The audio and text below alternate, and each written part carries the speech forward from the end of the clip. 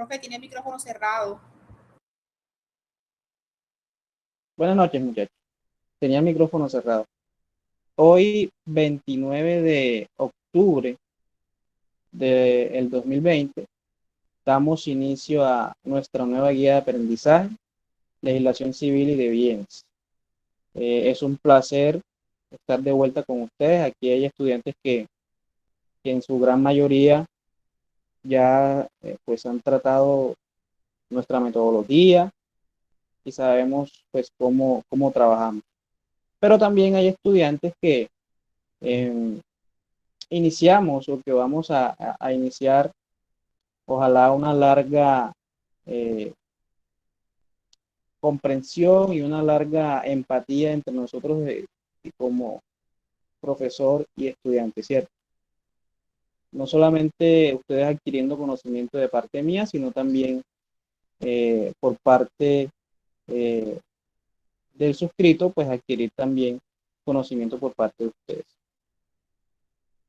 Nuestra guía de aprendizaje es una continuación a la guía de aplicación del Código Civil y Código General del Proceso. Entiendo que de pronto los estudiantes del grupo nuevo, ¿cierto? De pronto no la han visto. Me cercioro, ustedes no han visto Código General del Proceso, ¿cierto? Karina Galván, Angélica, Alba. Hola, profe. Sí, Sí, profe, nosotros ya. ya la vimos. ¿Ya la vieron? Sí, profe, Sí, ya. señor. Excelente. Entonces, teniendo eso en claro, eh, tenemos unos conocimientos previos, ¿cierto? De lo que es aplicación del Código Civil y Código General del Proceso, puesto que en esa guía de aprendizaje se tocan temas con respecto a la normatividad en el ámbito o la regulación de la relación entre los particulares, ¿cierto? Tanto sus acciones como también sus diferentes modalidades de negocios jurídicos que pueden surgir entre ellos. En este caso, vamos a enfocarnos o vamos a dirigirnos al estudio más específico, un estudio más concreto con respecto al libro segundo de los bienes, su uso, goce y disposición. Es decir, ya no vamos a generalizar un poco o ya no vamos a entrar a generalizar entre eh, esa relación existente entre particulares, sino que ya vamos a entrar a indagar un poco más eh, con respecto a esos bienes, a ese patrimonio que hace parte del haber de las personas. En esta guía de aprendizaje, muchachos, nos vamos a enfocar en eso. Para ello, inicialmente debemos tener claro que el objeto de estudio de esta guía de aprendizaje va a ser el patrimonio, ¿cierto? ¿Por qué? Porque los bienes, ¿cierto? El derecho civil bienes va a estar enmarcado en ese atributo de la personalidad que conocemos como el patrimonio. Recordemos que los atributos de la personalidad son aquellos que son inherentes a la persona, es decir, que son aquellos que nacen con la persona, como cuáles. ¿Quién me recuerda esos atributos de la personalidad? Que me diga uno. Sexo, religión, sus apellidos, su nombre. El nombre, ¿cierto? El domicilio, el estado civil y el patrimonio, ¿cierto? El La patrimonio, nacionalidad. la nacionalidad, ¿cierto? Esos atributos de la personalidad son parte inherente, hacen parte de nuestros derechos personalistas. Es por ello que se hace en gran medida importante, pues brindarle a ustedes, como estudiantes del auxiliar, del técnico laboral en auxiliar jurídico, una guía dirigida a conocer o a indagar sobre lo que son los bienes. ¿Qué vamos a aprender a manera de generalidades? Inicialmente, ya habiendo, teniendo en cuenta eso del atributo de la personalidad, es importante que pues nos conozcamos, ¿cierto? Pueden contar conmigo como un amigo más. Soy abogado litigante, mi nombre es Cristian Alejandro Solarte Sáez. En estos momentos me encuentro cursando y ya finalicé la especialización en Derecho Laboral y Seguridad Social en la Universidad del SINU. Como les digo, soy abogado litigante y me desempeño en las áreas del derecho penal, civil, familia, por lo cual, pues conozco de todo un poquito. Entonces, vamos a ponerle la mayor disposición a esta cátedra, ¿cierto? A esta guía de aprendizaje para poder sacar adelante nuestros objetivos. ¿De qué va a constar, muchachos, esta guía de aprendizaje o este periodo 11? Va a constar de sesiones sincrónicas como la que estamos teniendo hoy, pero además también va a constar de sesiones en alternancia, en presencialidad. Ya la primera sesión presencial se hizo, que fue el día miércoles, y realmente tuvimos una bastante acogida, ¿cierto? Fue bastante amena. Y la segunda, muchachos, va a ser el día sábado a las 8 de la mañana. Entonces los espero, muchachos. Ya teniendo en cuenta eso, entonces vamos a entrar en materia. Les voy a compartir unas diapositivas. Entonces, vamos a ver.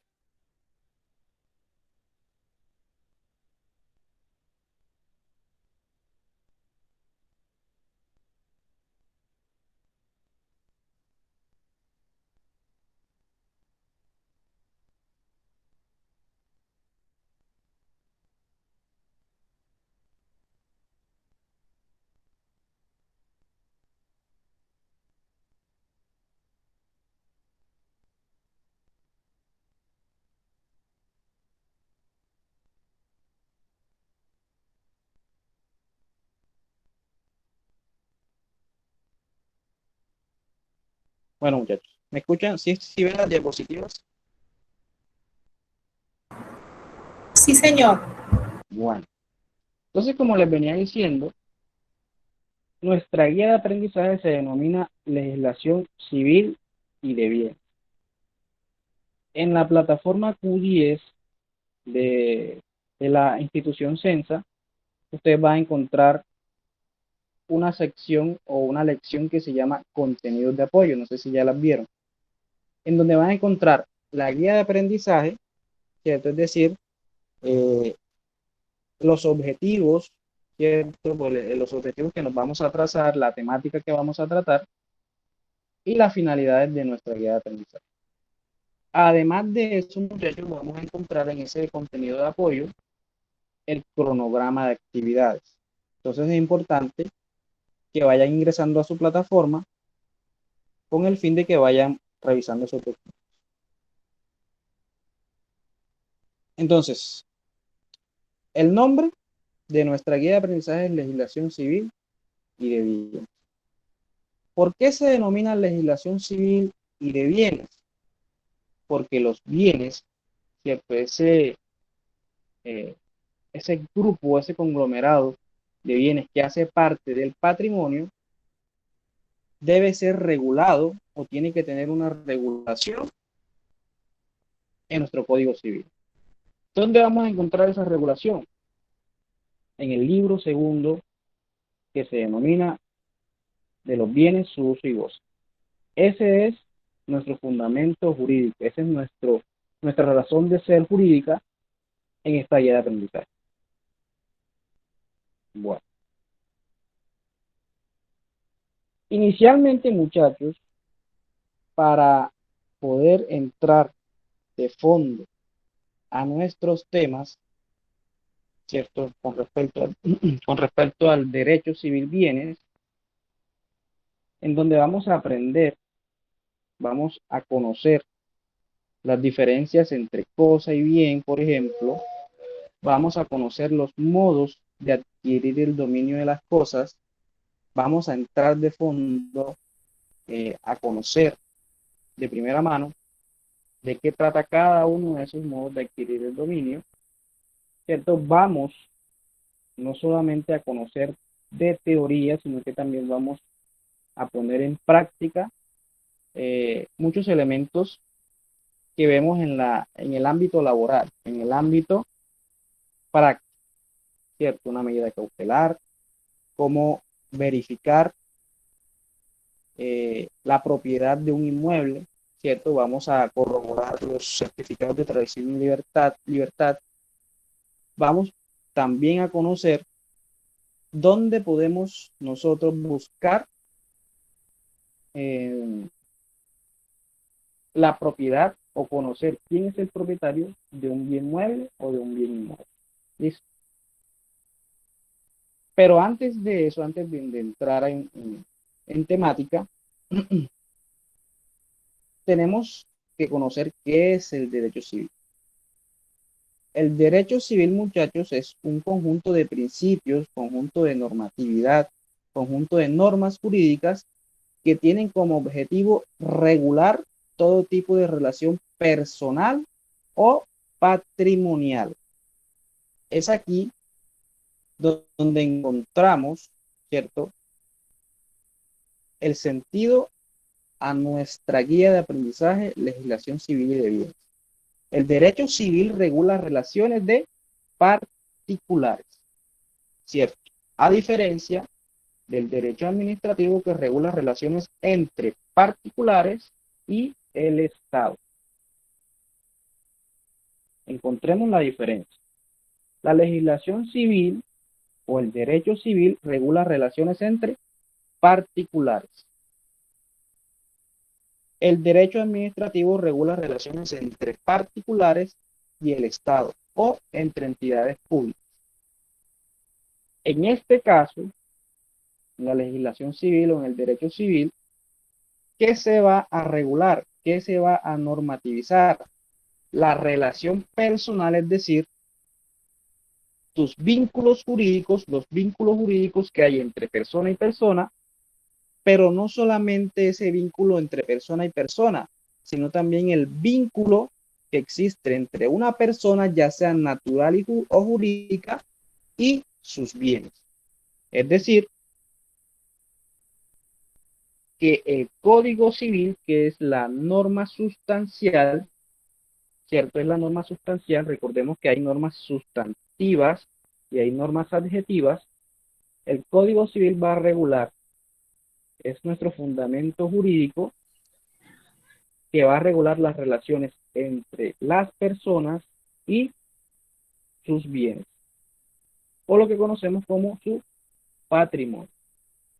Entonces, enfoquémonos. La razón de ser de nuestra guía de aprendizaje es conocer de primera mano cuál es la regulación otorgada a la relación entre las personas y sus bienes, de forma forzada o voluntaria, ¿cierto? ¿Cómo así de forma forzada? Muchas veces las personas no se encuentran en voluntad o su voluntad no está dirigida a un acto jurídico, ¿cierto? Por ejemplo, un embarque. Listo. Voluntaria, la venta. Entonces ahí vamos a entrar a conocer de primera mano esas instituciones jurídicas.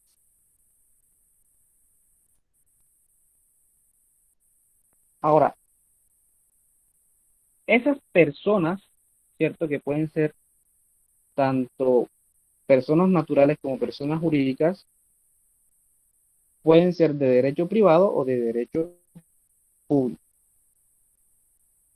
Pero lo importante es saber ese vínculo jurídico que existe entre la persona y el bien. Listo.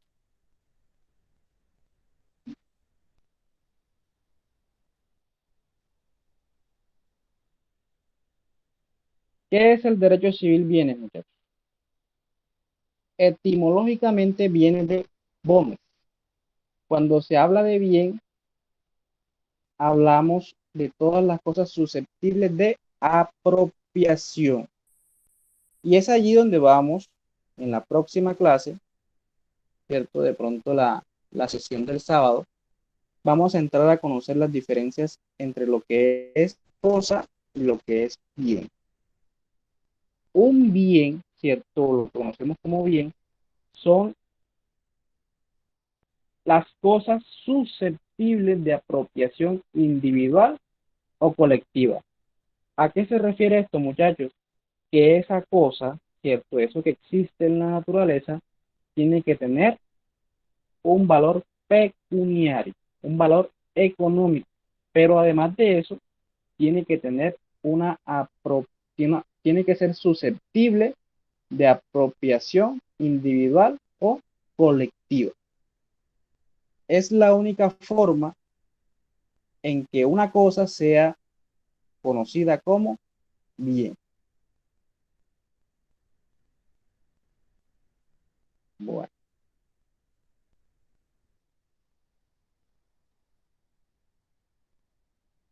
Muchachos,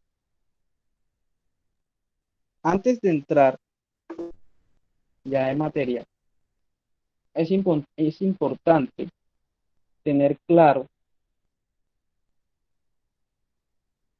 indagar, pero además de indagar, tener pleno conocimiento de lo que es el patrimonio como atributo de la personalidad. ¿Por qué? Porque es la razón de ser,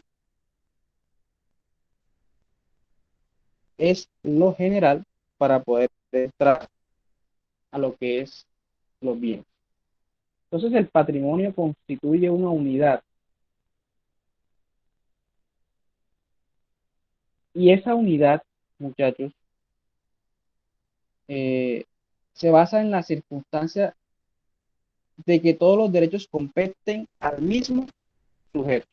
Es decir, que una persona solamente puede tener un patrimonio. Es decir, que una persona no puede tener más de un patrimonio. Eso es algo ilógico. Suena un poco ambiguo, muchachos, pero recordemos que el derecho civil está regulado por un código que ya viene de tiempos muy antiguos.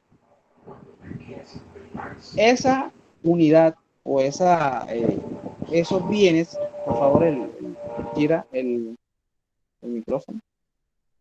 Esos bienes, dependiendo de la modalidad en la cual esté ejerciendo el dominio, puede manejarlo a su arbitrio. ¿Por qué? Porque esa persona es el titular del patrimonio. Pero obviamente, muchachos, hay unas excepciones. ¿Listo? Cuando tenemos las tres formas de ejercer dominio de las cosas, el uso, el goce y la disposición, nosotros podemos hacer lo que queramos con nuestros bienes. Pero cuando no contamos con la disposición, ahí es donde vienen los inconvenientes. Bueno, muchachos, el patrimonio está compuesto por activos y pasivos. Es decir, está compuesto por bienes, por acreencias, pero también por deudas. El patrimonio de una persona no solamente podemos decir o podemos afirmar que está compuesto por activos. ¿Qué es un activo? Es un bien que incrementa, ¿cierto?, el valor económico de ese patrimonio. Cuando recibimos una herencia, ¿cierto?, en una sucesión, es importante conocer cuáles son los activos y los pasivos del causante. ¿Listo? Entonces, realmente, cuando una persona fallece, esa persona no solamente va a dejar activos, sino que también puede dejarle a los herederos pasivos. Ese patrimonio, muchachos, que es el conglomerado de bienes, ¿cierto? Pero también de deudas, bienes y deudas, activos y pasivos, es una masa, una universalidad que integra una serie de hechos, acciones, derechos y obligaciones,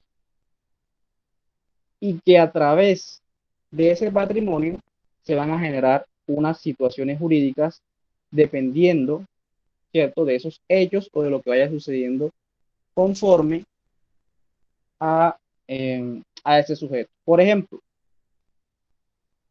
¿qué sucede, muchachos, en cuestiones del patrimonio cuando una persona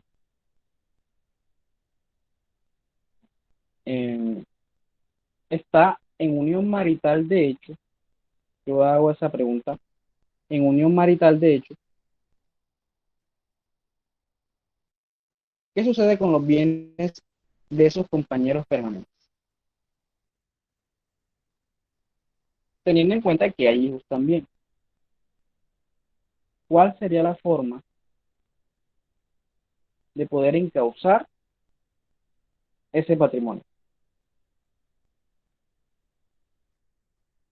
A ver,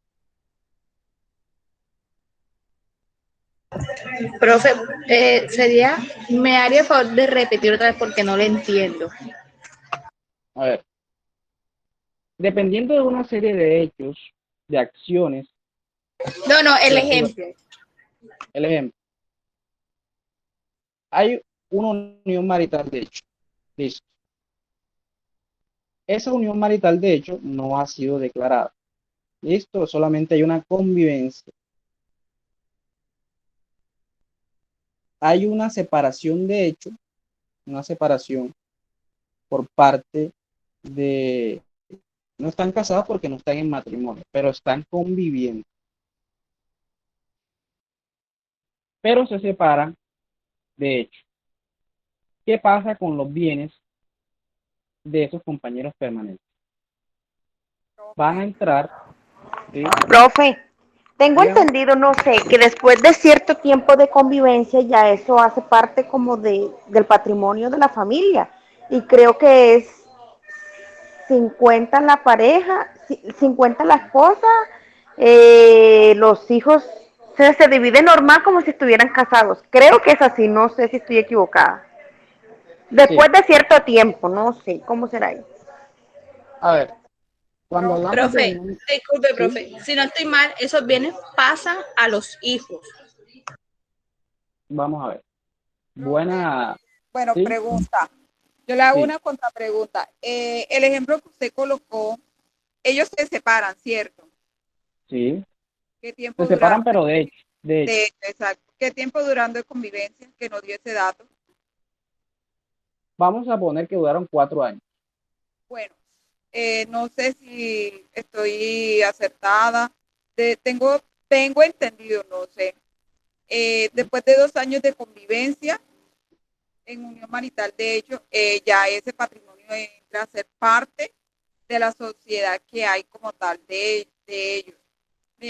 Supongo Bueno, que para demostrarlo deben de haber evidencia fotográfica, testimonios reales de la adquisición que tuvieron dentro de los 4 años de convivencia, lo que adquirieron como pareja.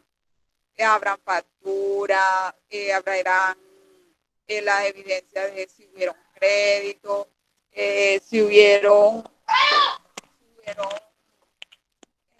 o sea, tantos soportes contables que demuestren la adquisición del patrimonio como tal de esa pareja. Y como decía la exacto. compañera, un 50% haría parte de los hijos y el otro sí sería equitativo. Exacto. Pero vamos a partir de algo. Hay una separación, no ha existido muerte. Cuando no hay muerte, simplemente estamos hablando de separación, no podemos abrir sucesión. Entonces, en ese caso, que me dicen que, pues, que le va a tocar a los hijos, en este caso puntual, hasta que ellos no fallezcan, no va a existir la causal para poder abrir sucesión. Recordemos que para que el heredero pueda ejercer derecho subjetivo, demandar a través de una sucesión y adquirir los bienes por sucesión, tiene que existir la muerte de uno de los padres. Pero cuando hablamos de unión marital, de hecho, cierto que la convivencia debe ser máximo de 2 años para poder declarar esa unión. Simplemente lo que sucede es que los bienes que sean propiedad de ambos compañeros permanentes van a entrar a lo que se conoce como sociedad patrimonial. Esa sociedad patrimonial va a entrar en liquidación y partición. ¿Qué va a suceder allí? El 50%, ¿cierto?, le va a tocar de la masa de esa sociedad conyugal, 50% para cada uno de los compañeros permanentes. Pero ahora pongamos el ejemplo. Un ejemplo que se da más, Profesor, ¿y si hay hijos? pero si no ha habido muerte. Recordemos que ellos solamente tienen derecho a partir de la muerte. Sí.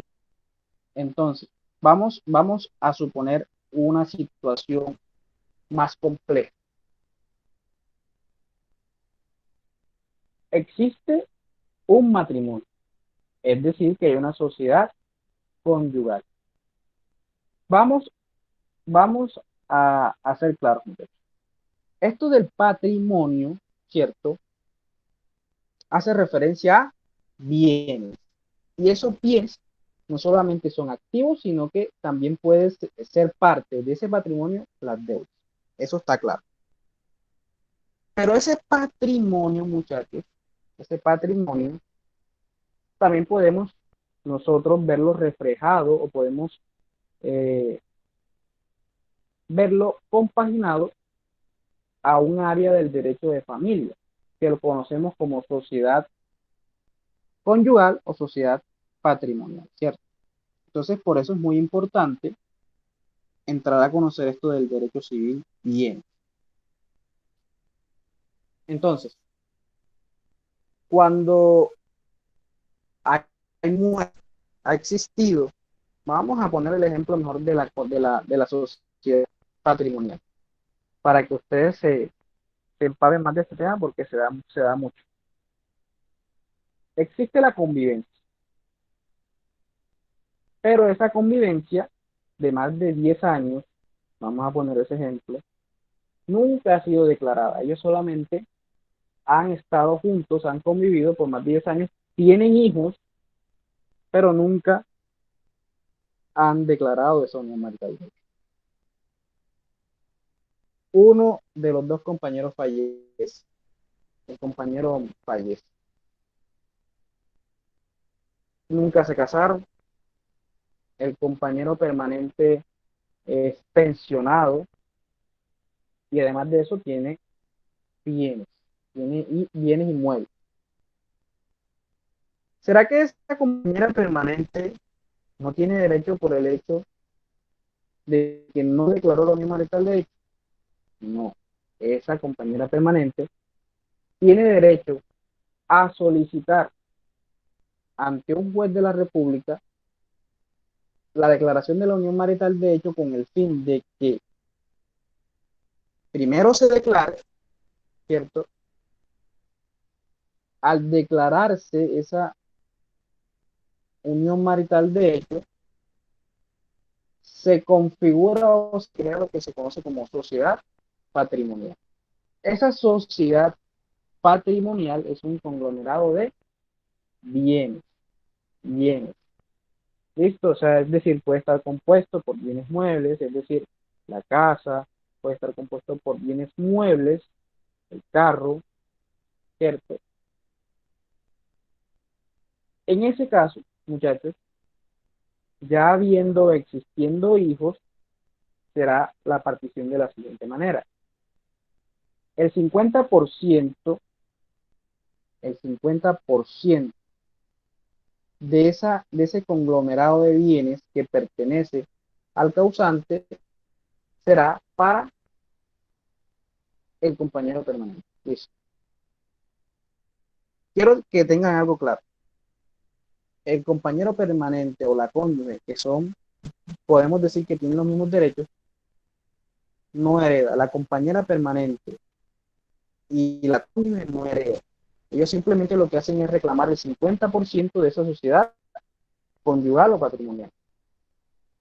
Ahora, ese 50% restante del causante, del compañero que murió, a ese sí, ese 50% sí va a entrar en la sucesión. ¿Listo? Es decir, eso sí va a entrar para los herederos. ¿Quiénes heredan? Los hijos, ¿cierto? ¿Quiénes heredan? Los padres. ¿Quiénes heredan? Los hermanos. ¿Listo? Pero el compañero permanente o el cónyuge no hereda. Simplemente lo que hace es reclamar su parte de la sociedad conyugal o patrimonial. ¿Listo, muchachos? Profe, ¿por qué no hereda? O sea, ¿en qué se justifica un juez? Imagino que esa situación hace ante un juez de familia, ¿cierto? O administrativos. Ante de familia. Un juez de familia. El compañero no hereda porque no se encuentra dentro eh, de los, en el Código Civil no se encuentra dentro de los herederos. Simplemente lo que se le otorga al compañero permanente es la posibilidad de partir y liquidar su parte de esa sociedad.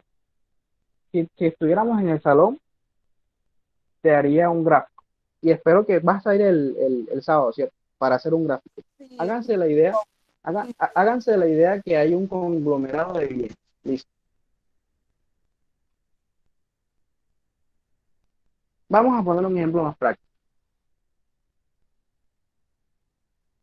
El compañero permanente, ¿cierto? El hombre tiene una casa y la mujer tiene otra casa. Ambos por el mismo valor. Cuando hay la muerte de uno de los compañeros del compañero permanente o cónyuge, lo que sucede es que se genera una de las causas para dar por extinguido el matrimonio o la unión marital. De hecho, en ese caso,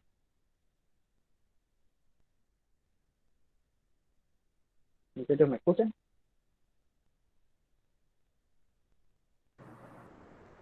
Diga, profe. ¿Me están escuchando? Sí, señor. Un momentico que acá. Bueno, entonces en ese caso, eh, lo que sucede es que los compañeros permanentes toman su parte de esa sociedad. Les voy a poner un ejemplo más práctico. En una, en un matrimonio, es decir, donde existe una sociedad conyugal, quiero que tengan claro que una de las consecuencias del matrimonio es que se configura la sociedad conyugal. Y una de las consecuencias de la unión marital, de hecho, es que se configura lo que se conoce como sociedad patrimonial. A final de cuentas son lo mismo, pero son figuras totalmente diferentes. Supongamos que la compañera permanente no tiene nada, no tiene nada, pero el hombre tiene dos casas. En ese caso, muchachos, en ese caso, al darse una separación o al darse una muerte del compañero permanente, lo que va a suceder es que esa, esa compañera permanente va a reclamar el 50% de lo que le toca al compañero permanente que falleció. Y el 50%, supongamos que tenían hijos, ¿cierto? La compañera permanente tenía hijos con el causante. El otro 50% va a pertenecer a la herencia, que es totalmente diferente, ¿no? Entonces, ahí lo que sucede es que la compañera permanente recoge lo suyo, pero le queda la herencia a los hijos. Esto es totalmente diferente. La compañera permanente y la cónyuge no heredan, simplemente reclaman su parte de la sociedad conyugal o patrimonial. Bueno, entonces acá lo que pasa es que yo estoy conectado tanto del computador como del celular y me sacó del computador, pero creo que ahí siguió grabando. ¿Me pueden confirmar si siguió la grabación, mujer? Por favor? Sí, señor. Bueno, entonces tenemos, para ya continuar, que el patrimonio es una universalidad jurídica formada por bienes activos y pasivos. Eso hay que tenerlo muy claro, porque cuando se recibe una herencia, por ejemplo, hay que recibirla con reojo, hay que recibirla con mucho cuidado, porque a veces puede darse el caso en que esa herencia o esa masa herencial venga con más deudas que con activos. Entonces termina uno es en problemado, entonces tiene uno que recibir la herencia con beneficio de inventario. El patrimonio, muchachos, puede estar en cabeza de una persona jurídica, individual o colectiva. Es decir, les voy a poner este ejemplo. Un bien inmueble, por lo general siempre está en cabeza de una sola persona, es decir, hay un solo propietario.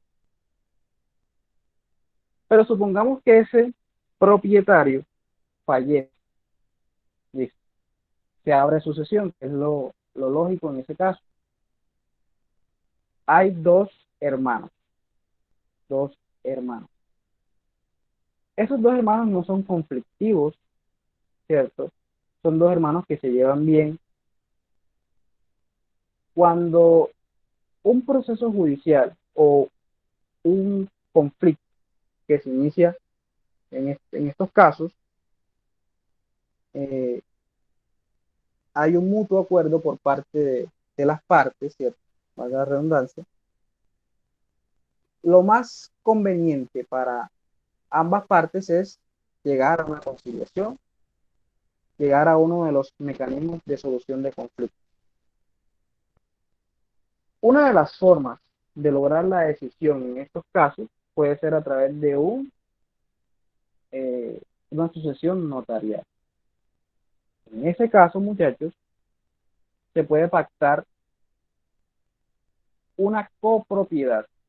¿Qué es una copropiedad? Es una propiedad que es colectiva, es decir, que los hermanos pueden decidir tener propiedad en cuota parte de ese bien inmueble. ¿Qué es cuota parte? Es que van a tener una igualdad, ¿cierto?, de propiedad de ese inmueble, es decir, 50% para un hermano y 50% para el otro. Es decir, hay una copropiedad, hay una propiedad colectiva. Entonces, puede haber propiedad tanto individual, es decir, una persona solamente propietaria de un inmueble, como también puede haber una propiedad colectiva, es decir, una copropiedad. Es decir, dos personas pueden ser propietarios de un mismo bien, como por ejemplo sucede en los bienes inmuebles.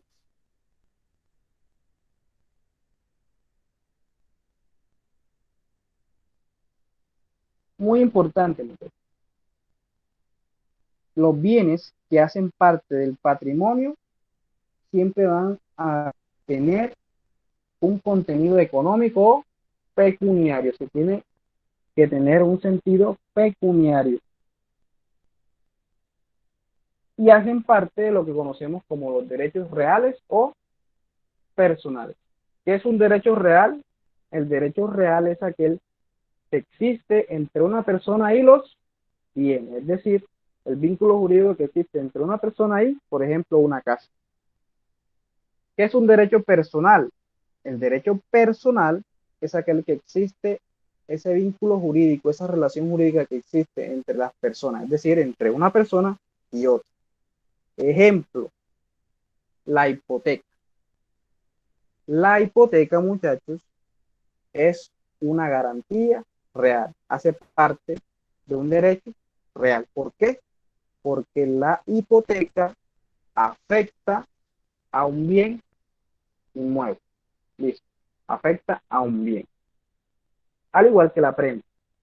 ¿Quién puede decirme, muchachos, cuál es la diferencia entre la hipoteca y la prenda?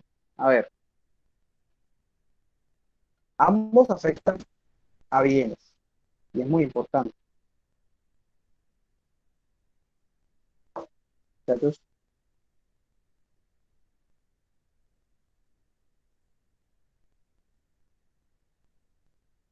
¿saben qué es la hipoteca? ¿Qué es una hipoteca, muchachos?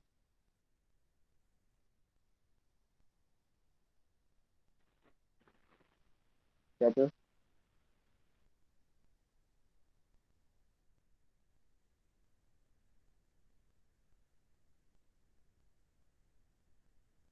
chicos, Es una garantía, ¿no? la hipoteca es En ambos casos son garantías, pues, para pagos, ¿no, profe? exacto. Vamos a poner algo claro. El Profe, derecho sí, dígame. ahora que estaba recordando, sí, estaba confirmando más bien, sí que la hipoteca es sobre bienes muebles, sobre bienes inmuebles y las prendas es sobre bienes muebles. Exacto. ¿Quién me habló? Eduardo, ¿cierto? Sí, profesor. Sí. Vamos a dar claridad en algo. El derecho personal, como ya lo hemos manifestado, es el vínculo jurídico que existe entre las personas, es decir, entre una persona y otra. Por ejemplo, un crédito, ¿cierto? Un contrato de mutuo, ¿cierto? Un contrato comercial o un vínculo comercial como es la letra de cambio. Ahora, esa relación o ese derecho personal puede ser garantizado a través de un derecho real, ¿cierto? O imponerle a un derecho real una garantía de pago a esa deuda que es personal. Entonces, por ejemplo, supongamos que a través de un contrato de mutuo, le presta a B una cantidad de dinero. ¿Listo? Ahí hay una obligación crediticia, una obligación personal. ¿Por qué? Porque es una obligación que existe entre A y B. ¿Cuál es la obligación? A le presta el dinero a B y B se obliga en un término a pagar el dinero con intereses. Eso es una obligación personal. ¿Por qué? Porque se da entre personas, se da entre A y B, entre Eduardo y Karina, por ejemplo. Suele suceder que además, ¿cierto?, de imponerle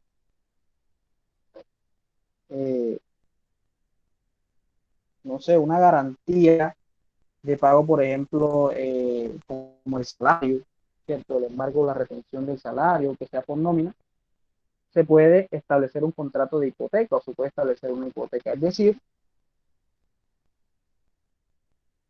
como Eduardo le presta a Karina dinero, ¿cierto? Lo que sucede es que Eduardo tiene una casa.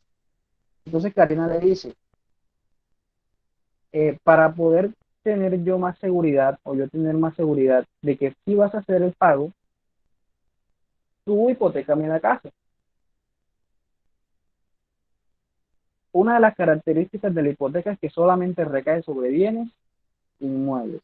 La prenda recae únicamente sobre bienes muebles. Prenda a bienes muebles, hipoteca a bienes inmuebles. Es decir, bienes raíces, casas. Como es una garantía real, ¿cierto? Cuando se materializa la hipoteca, yo me convierto en acreedor hipotecario. Es decir, yo puedo, al momento de que Eduardo incumpla la obligación, iniciar un proceso ejecutivo hipotecario.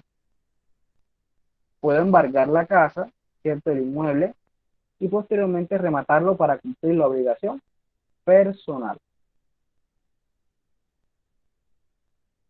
Ese es un ejemplo, ¿cierto?, de afectación a un derecho real.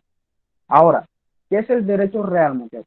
El derecho real es el vínculo que existe entre la persona y el inmueble, o de un bien, ¿cierto? Entre una persona y un bien. El ejemplo más claro de derechos reales es el derecho de dominio, es decir, la propiedad. Es decir, el ánimo que usted ejerce de señor y dueño sobre ese inmueble. No solamente de inmuebles, también puede ser de vehículos, ¿cierto? O de bienes muebles. Pero quiero que tengan esa claridad. Acá cuando hablamos de bienes o de patrimonio, estamos hablando de derecho real. Derecho personal hace referencia a vínculo o relación existente entre personas. Derecho real es entre personas y bienes. Listo, muchachos, tengan clase concepto. El derecho real. Por eso muchas veces hay un concepto que se llama una garantía real, por ejemplo, la hipoteca. ¿Por qué? Porque recae sobre bienes.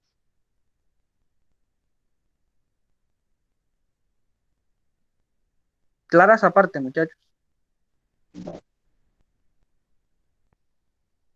Sí, profe. Listo. Profe, yo tengo una Sí, pregunta. dígame. Cuando hay una sociedad de hecho, ¿cómo hace No, uno para garantizarle eh, una parte de los patrimonios adquiridos a los hijos si no muere ninguno de los? O sea, ¿cómo hace uno para garantizarle algo de ese patrimonio a los hijos? bueno, tú puedes testar es una de las formas, sí, pero vamos primero pues, a conceptualizar, ¿cierto? Cuando tú me dices sociedad de hecho, te refieres a unión marital de hecho, ¿cierto? Sí, señor. Es decir, la convivencia sin existir matrimonio. ¿Sí? Sí, señor. ¿Qué puedes tú hacer para concretar o pues dejarle tus bienes a tus hijos, ¿cierto? ¿Qué te recomiendo yo? Si tú me haces esta pregunta, yo acá pues eh, presumo que el complique o el conflicto se da con el compañero permanente, ¿cierto? Es decir, de que no todo le quede al compañero permanente. Lo que puedes hacer, ¿cierto? Es simplemente pues realizar un contrato de donación y darle la propiedad a tus hijos en vida para que te evites un conflicto o podemos decir un conflicto más adelante entre tus hijos y el compañero permanente. ¿Por qué? Porque ese compañero permanente, te lo aseguro que va a querer pelear los bienes de esa sociedad. ¿Por qué? Porque los bienes, ¿cierto?, de esa sociedad conyugal o sociedad patrimonial no pertenece a uno individualmente, sino que pertenece a ambos. ¿Listo? Y en el momento de que exista una separación o muerte de alguno de los compañeros, se tiene que hacer la disolución y posterior liquidación. Y por consiguiente le va a tocar una parte al compañero permanente. ¿Listo? Lo que te toque a ti o lo que le toque al compañero permanente del que estamos hablando, la parte que le toque, el 50% que le toque a él va a entrar en herencia. ¿Por qué? Porque el compañero permanente no hereda. Entonces, el mejor consejo que se puede dar es, si tú ves que va a existir un conflicto, realiza un contrato que realiza, pues, legaliza el predio a nombre de tus hijos. puedes colocarlo en cuota aparte, como te lo digo. Como lo hemos dicho anteriormente, la propiedad no solamente es individual, sino que también puede ser colectiva. Y si tienes varios hijos, lo que puedes hacer es que puedes otorgarle la propiedad, si tienes 3 hijos, en cuota aparte a tus 3 hijos. ¿Listo? De esa manera, el compañero permanente no va a poder entrar a pelear, podemos decirlo así, en litis, con posterioridad a la muerte del compañero permanente. ¿Por qué? Porque ya ese inmueble no hace parte, ese inmueble o ese bien no hace parte de la propiedad del compañero permanente, sino que es de los hijos. Entonces ya no puede hacer nada. ¿Sí me hice entender? Sí, profesor, muchas gracias. Sí. Profe, yo le hago una pregunta. ¿Qué diferencia hay Sí. entre lo que es patrimonio familiar con relación a lo que acaba de comentar usted? El patrimonio familiar es una figura jurídica que impide la enajenación, por ejemplo, de un bien inmueble que pertenece a una familia. Listo, es una afectación, es una forma de afectación a un bien. Listo, entonces, hay un matrimonio en donde hay hijos, los compañeros, perdón, los cónyuges deciden afectar ese inmueble con patrimonio de familia. Entonces, al momento de que uno de los cónyuges quiera vender, no va a poder hacerlo tan fácilmente. ¿Por qué? Porque le toca levantar ese patrimonio de familia. Entonces, el patrimonio de familia es una afectación al inmueble. ¿Por qué? Porque va a proteger los bienes de la familia como tal.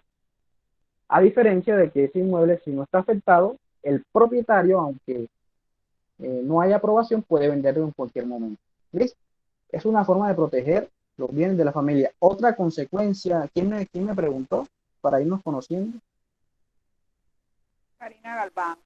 Karina, otra consecuencia importante del patrimonio de familia como afectación es que es inembargable. Es decir, que no pueden embargar un bien que esté afectado por patrimonio de familia. Está protegido. ¿Sí? Bueno. Profe, ¿Sí? y si dentro de una sociedad patrimonial se adquiere un bien y ese bien es se hizo con patrimonio familiar, ¿cómo se hace ahí a la hora de una separación? Se hizo con patrimonio Si fue familiar. afectado con patrimonio familiar, ¿cómo se hace ahí? Si hay, Al si llega a momento, haber al una momento de, obviamente hay que levantar el patrimonio de familia y ahí sí se puede hacer la venta. Ahora, si hay una separación, lo más lógico es que anteriormente a la venta o con anterioridad a la venta, pues haya una partición. Es decir, ese inmueble afectado con patrimonio de familia tiene que entrar a la sociedad conyugal y a la posterior disolución y liquidación, partición de esa sociedad conyugal. ¿Listo? Pero posteriormente pueden venderlo al que le toque. Ok. Eso sí se puede. ¿Listo? Profe, otra pregunta. ¿Y cómo se levanta esa medida de patrimonio familiar? Eso hay que pedir un permiso al juez de familia. Se puede hacer vía notarial, pero eso es con un permiso del juez de familia. Hay que explicar por qué. Hay que dar unos argumentos. De pronto que los hijos quieren estudiar, ¿cierto? Pero eso es un proceso bastante extendido.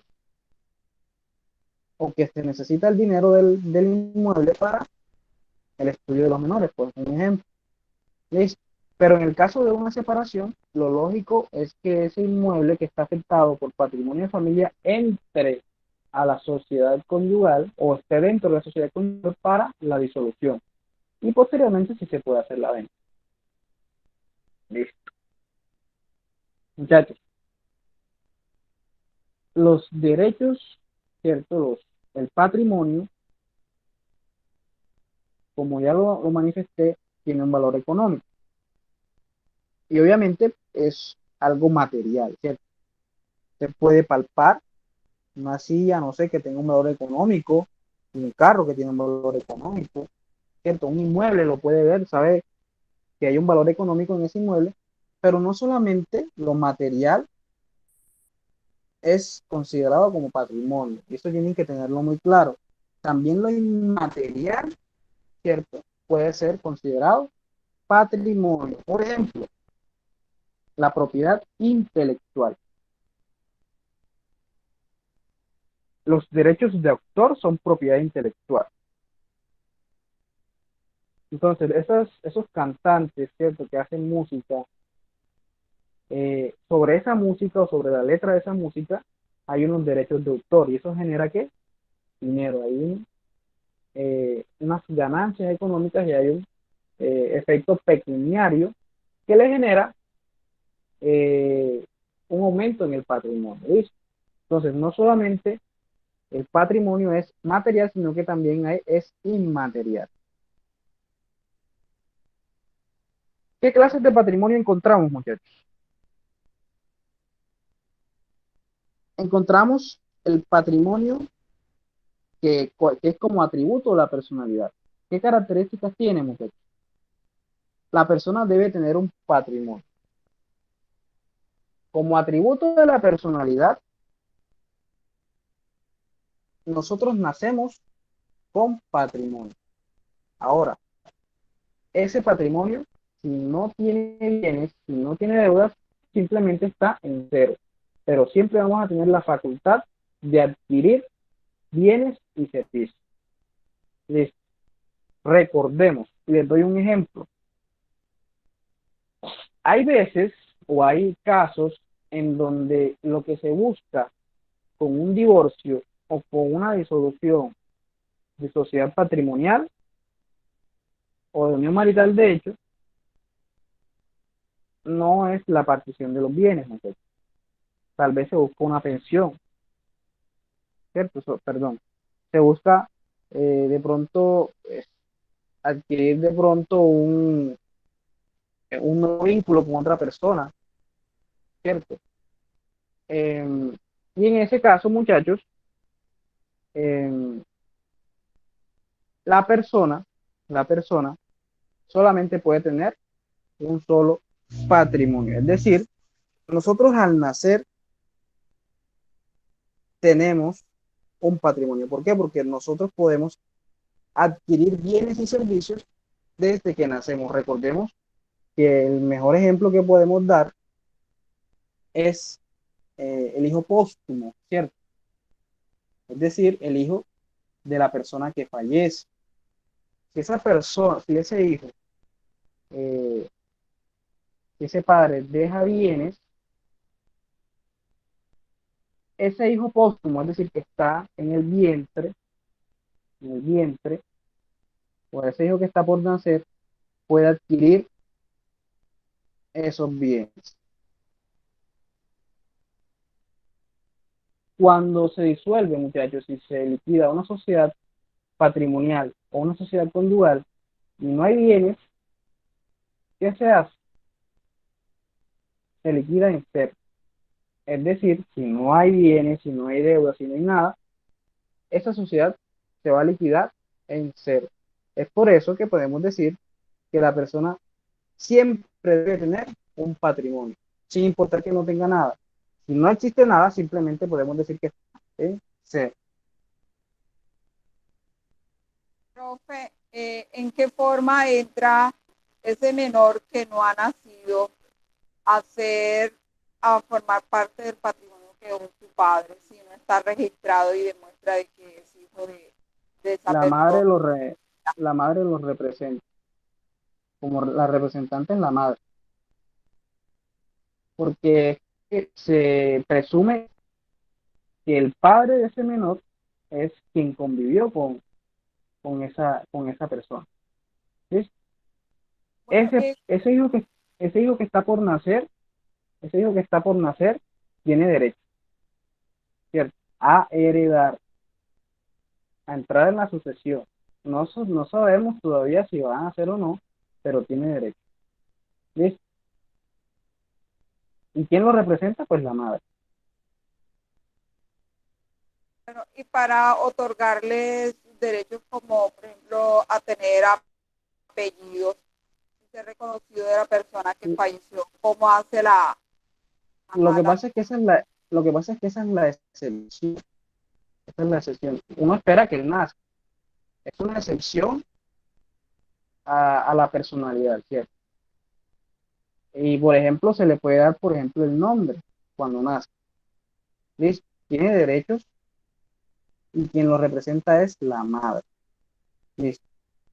¿Por qué? Porque entonces, si él no ha nacido, no es que no va a tener derecho a la sucesión del padre. Sí, claro que sí va a tener derecho. Y más aún si es de una convivencia o de un matrimonio. ¿Listo? Eh, la persona solamente puede tener un patrimonio. Solamente va a existir un patrimonio. No es que en un patrimonio voy a tener una casa y en otro patrimonio voy a tener un carro. ¿No? Va a haber un solo patrimonio por persona. Y es un atributo de la personalidad. Nacemos con patrimonio. Bueno,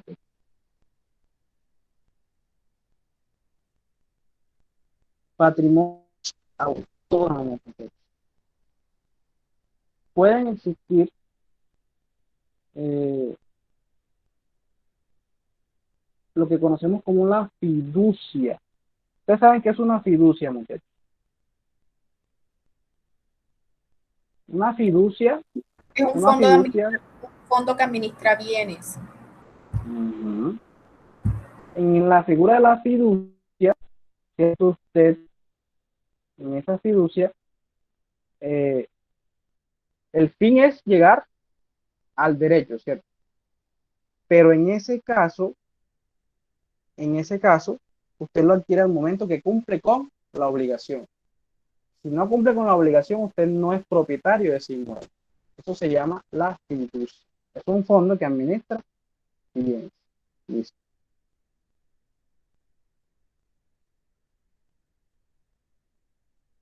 Muchachos, esto de los bienes o del patrimonio viene de tiempos muy antiguos.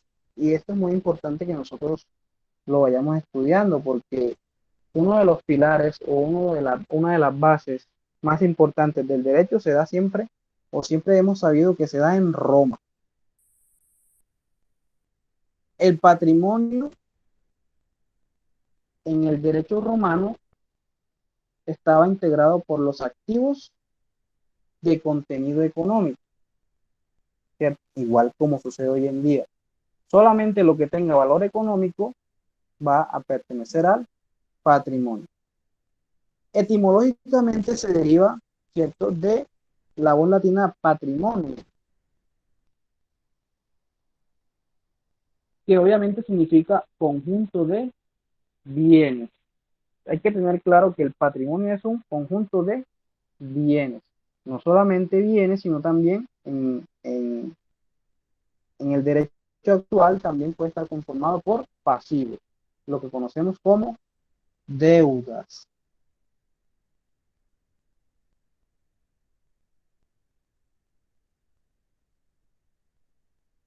Ese patrimonio, muchachos, está constituido como una universalidad jurídica, es decir, ese patrimonio estará compuesto por una variedad de bienes.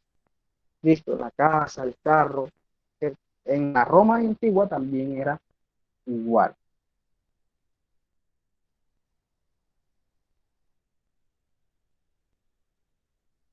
En la Roma antigua, muchachos, en la antigua Roma,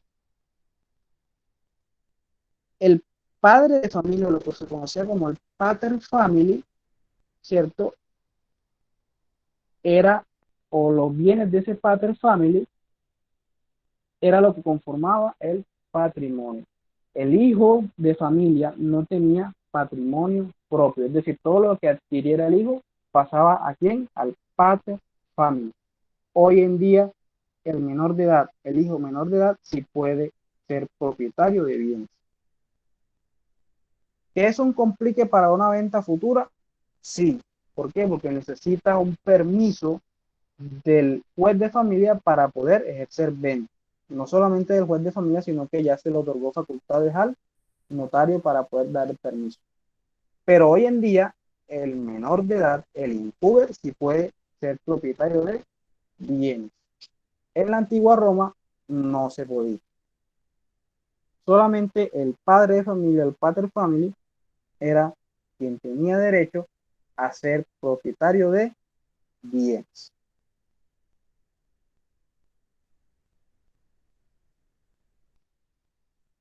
Entonces, el pater family tenía las facultades dispositivas y de administración sobre el patrimonio. El hijo no podía disponer de ese patrimonio.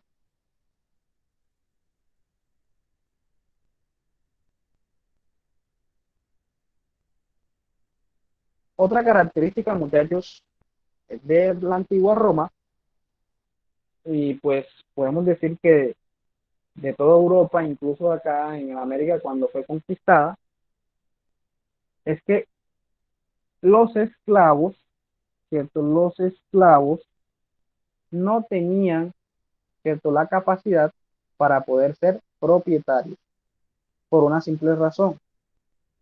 Los esclavos en la antigua Roma y en diferentes épocas de nuestra historia fueron consideradas cosas, es decir, se asemejaban a los bienes.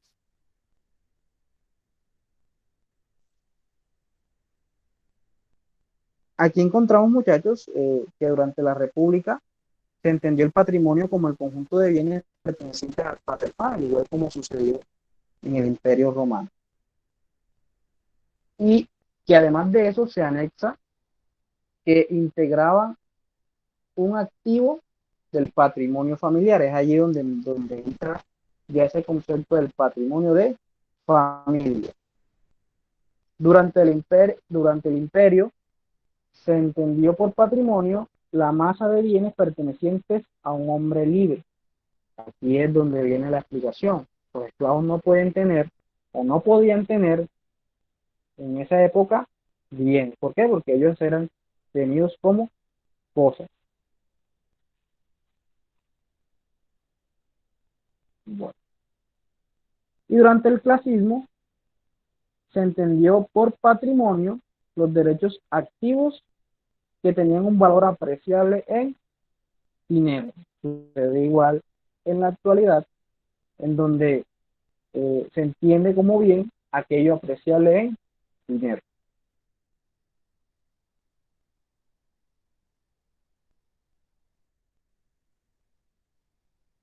La naturaleza jurídica de los bienes o del patrimonio, muchachos.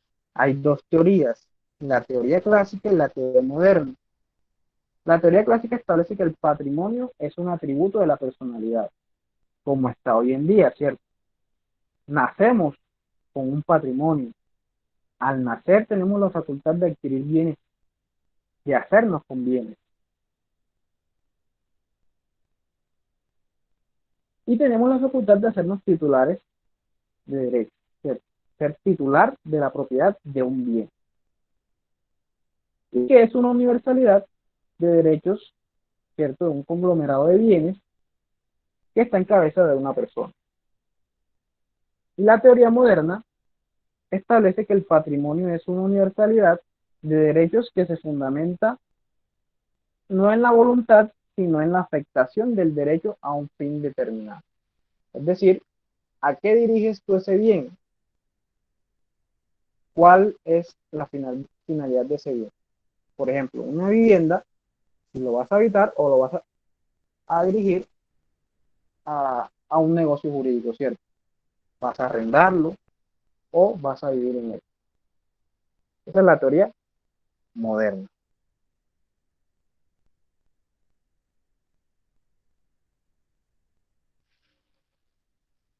Muchachos, el patrimonio tiene unos elementos. ¿Cierto? Tener la calidad o se debe tener la calidad de acreedor. Es ser titular de ese derecho. ¿Qué es un acreedor, muchachos? Una persona que puede exigir el cumplimiento de una obligación. En este caso, él puede disponer, puede usar, puede gozar, puede incluso vender, puede enajenar.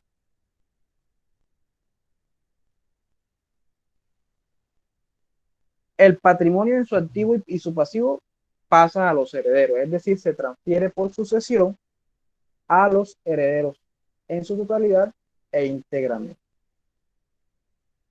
Esa es una de las características o elementos del patrimonio.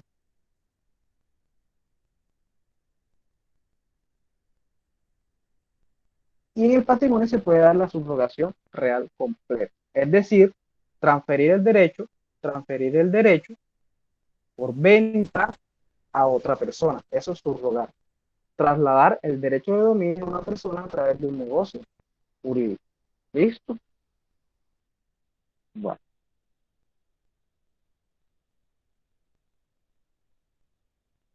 ¿Qué características tiene el patrimonio, muchachos? ¿Qué es una universalidad jurídica? ¿Por qué es una universalidad jurídica? Porque está compuesto por bienes, activos y pasivos. Y todo eso compone una universalidad, una masa de bienes. Y esa universalidad está unida o emana de una misma persona. Es decir, esa masa herencial va a pertenecer a una persona ya sea natural o jurídica. Es decir, una persona biológica o una empresa. Las empresas también pueden tener bienes.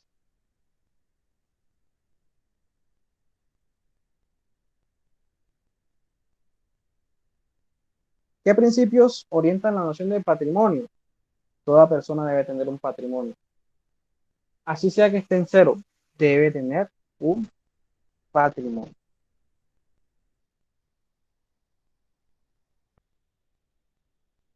Solo las personas pueden ser titulares de patrimonio. Eso hay que tenerlo claro, las personas capaces, ¿cierto? Recordemos qué pasa con las personas que son incapaces. Se pueden declarar interdictos, ¿cierto? No pueden administrar sus bienes. Y la persona solo puede tener un patrimonio. Eso hay que tenerlo muy claro.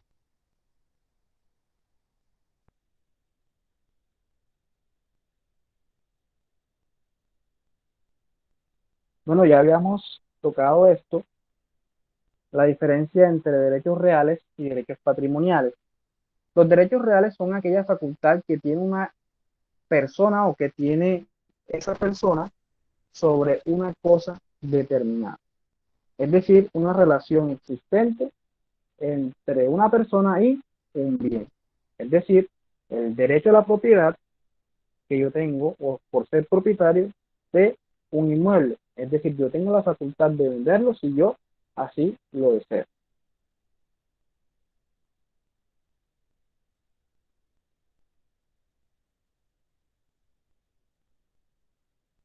¿Qué facultades se tiene con respecto a los bienes? Uso, goce y disposición. La más importante, muchachos, es la disposición, porque si usted solamente tiene uso y goce, se puede decir que usted es un simple poseedor, no es propietario, porque si usted no tiene la facultad de disponer de ese inmueble, no hay una propiedad completa. Entonces simplemente puede ser un poseedor o un mero tenedor.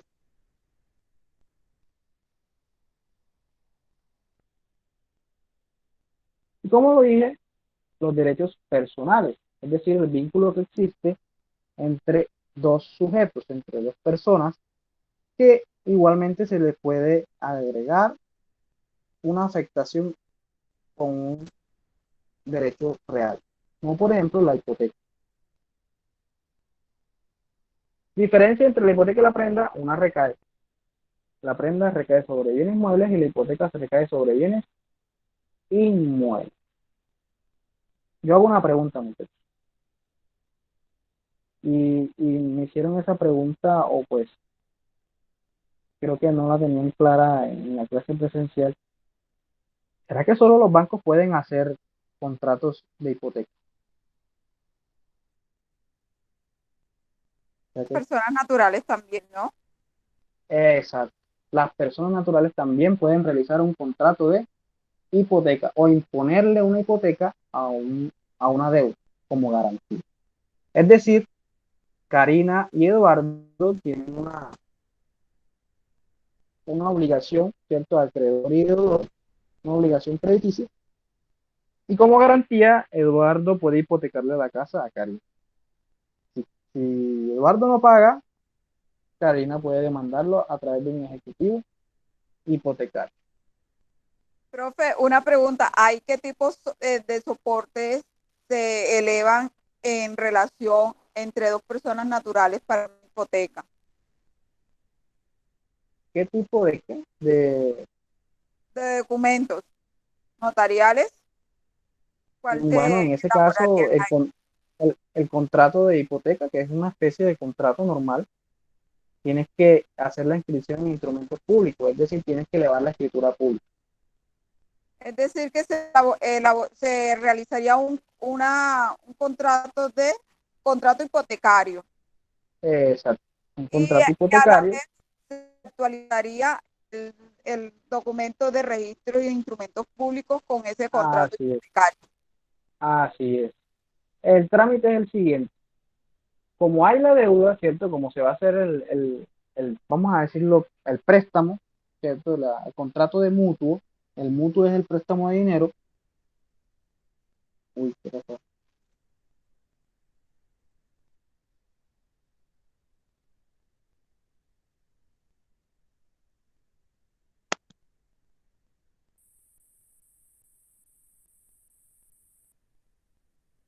Muchachos, ¿me escuchan?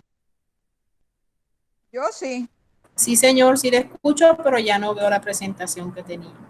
Ya, yo creo que ya está. eh, ¿Sí la logran ver? Sí, señor, ahora sí. Bueno, entonces el trámite es el siguiente. Existe la obligación o se realiza pues el préstamo. Hay un contrato de mutuo, eh, un préstamo de dinero, ¿cierto? Es el contrato de mutuo. O simplemente una letra económica. Pero usted no está pues a gusto con las garantías que le da el deudor. Y usted lo que hace es realizar un contrato en donde se le impone a un inmueble propiedad de ese deudor una hipoteca. Es decir, de que si no paga la obligación,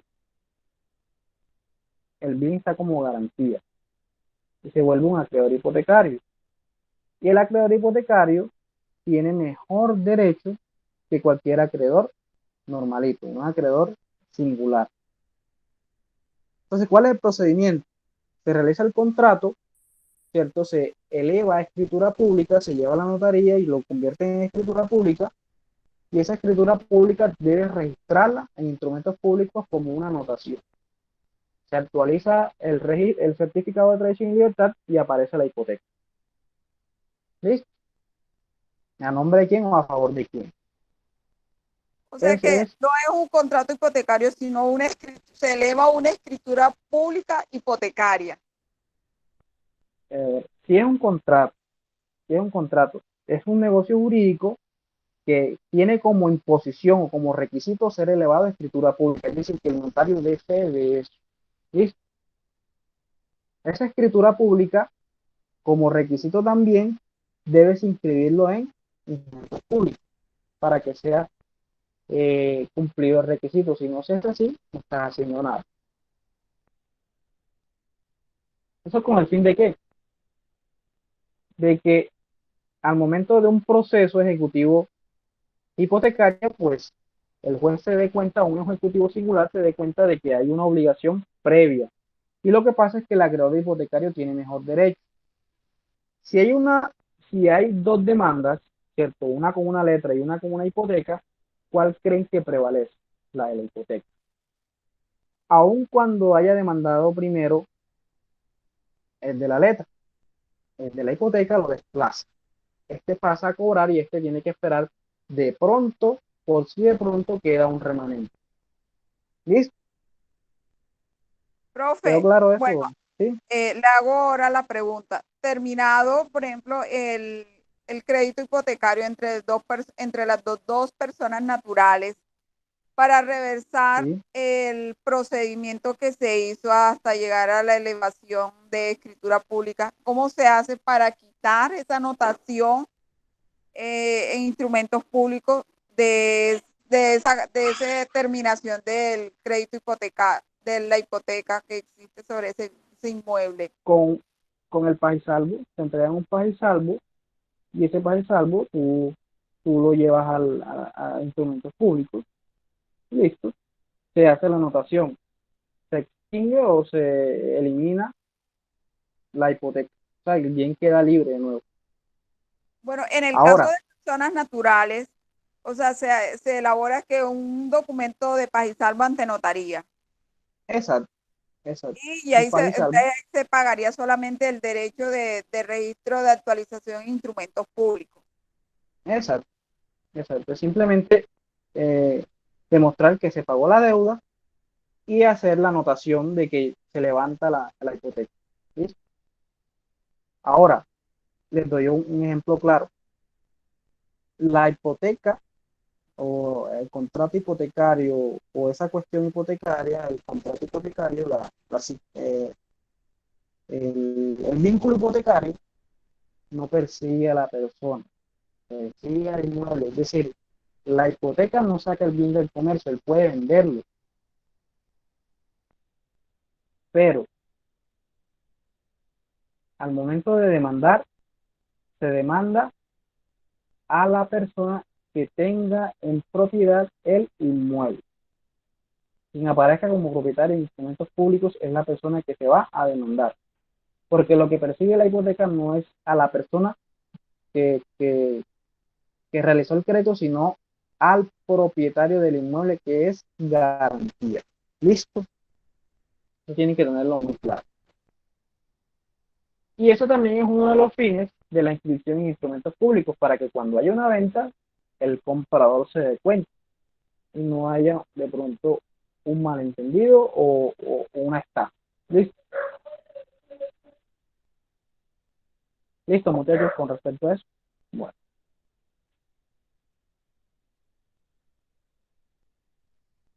esto lo habíamos tocado. Profe, ¿Sí? sí, con Eduardo, le quería hacer una preguntita que es para confirmarle un aspecto ahí. El beneficio de inventario se añade dentro de las exenciones de mérito, ¿sí? En ese caso de que para recibir la herencia. En cuanto a una sucesión, pues. Sí, claro, puedes hacerlo ahí. Puedes hacerlo Ah, ahí ya, porque ya. la idea del beneficio de inventario es que tú no te veas afectado por las deudas. ¿Listo? Porque es que muchas veces vienen más deudas que activos, y ahí es el problema. Ah, ya, Bueno, pues, gracias. Sí, sí, era para confirmar eso, que no me acordaba casi. listo. Entonces ya explicamos que hay derechos materiales e inmateriales. Cuando hablamos de derechos inmateriales, hablamos de la propiedad industrial o de los derechos de autor, las canciones, ¿cierto? Un logotipo, ¿cierto? Lo que viene de la mente del hombre, eso también cuesta y tiene un valor pecuniario. Y hace parte también del patrimonio, porque genera un ingreso, lo que conocemos como el copyright, ¿cierto? El derecho de autor.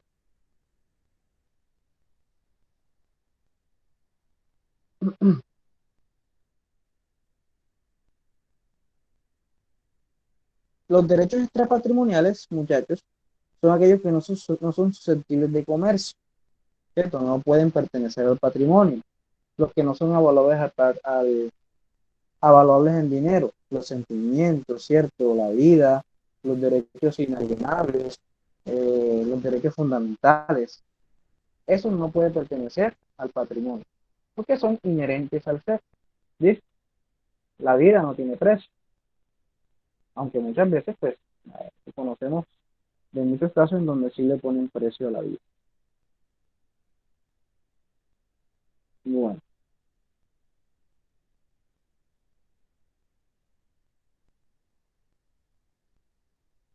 Clasificación de los derechos extrapatrimoniales, muchachos.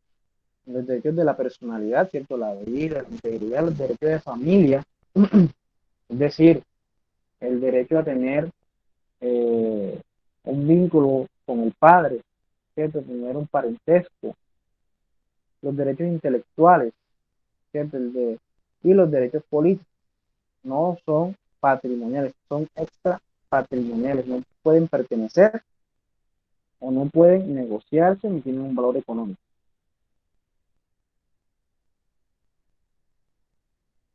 Bueno, muchachos, realmente ahí vamos eh, proyectándonos, cumpliendo los objetivos. Yo espero que el día sábado vayan bastantes personas. Espero que podamos interactuar mucho más. Realmente la clase presencial se presta para muchas cosas, se presta para talleres, se presta para actividades en clase que de pronto acá no podemos hacerlas. ¿Ok? Entonces yo los invito a que asistan, los invito a que nos dirigamos a la institución, vamos a, voluntariamente, claro, voluntariamente porque recordemos que estamos en una situación un poco compleja por lo de la pandemia. Entonces, muchachos, ha sido un placer por el día de hoy. Vamos, la próxima clase vamos a tocar el tema de los fundamentos constitucionales del patrimonio y vamos a entrar a abordar ya como tal la clasificación de los bienes y además de eso vamos a dar ejemplos y vamos a poner muchas cuestiones de práctica. Entonces, ha sido un placer, muchachos, por el día de hoy. Nos vemos en la siguiente sesión. Los espero, muchachos. Gracias, profe, muy amable. El sábado nos vemos. Gracias, Gracias. profe. Listo.